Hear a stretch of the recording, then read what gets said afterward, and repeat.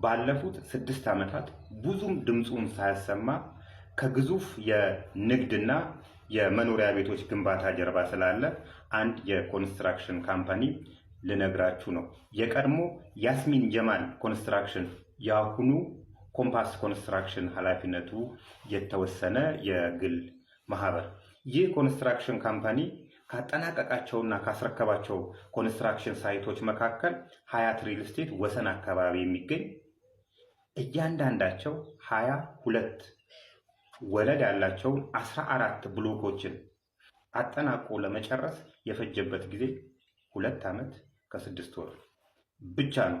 ጊፍት ሪል ስቴት ደንበል አካባቢ በዋና መስሪያ ቤትነት ሊጠቀመው ያሰበውን ህንፃ እንዲሁም ቦሌ አትላስ አካባቢ የሚገኘው የመኖሪያ ቤት አፓርትመንት በተባለው የኮንስትራክሽን ጊዜ አጠናቆ ያስረከበ ድርጅት ነው።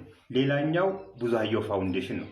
አቶ ቡዛየውን የማታውቁ ሰዎች የኢስት አፍሪካን ሆሊዲንግስ ባለቤት ሲሆኑ ከአዲስ አበባ ከተማ መስተዳድር ጋር በጋራ በመሆን የ180 ቀናት ፕሮጀክት ነው።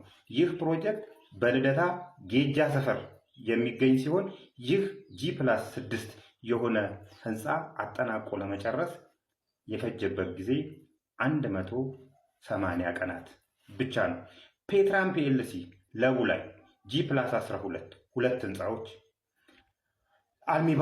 አሚባራ ፕሮፐርቲስ ፍልውሃ ላይ እያንዳንዳቸው G+18 የሆኑ ሁለት ህንፃዎችን በተባለው የኮንስትራክሽን ጊዜ ያጠናቀቀ ድርጅት ነው ኮምፓስ ፕሮፐርቲስ። ሌላኛው ንብረትነቱ የኢስት አፍሪካን ሆሊዲንግስ የሆነ ኮካ አካባቢ አዋሽ ወይን እያንዳንዳቸው G+12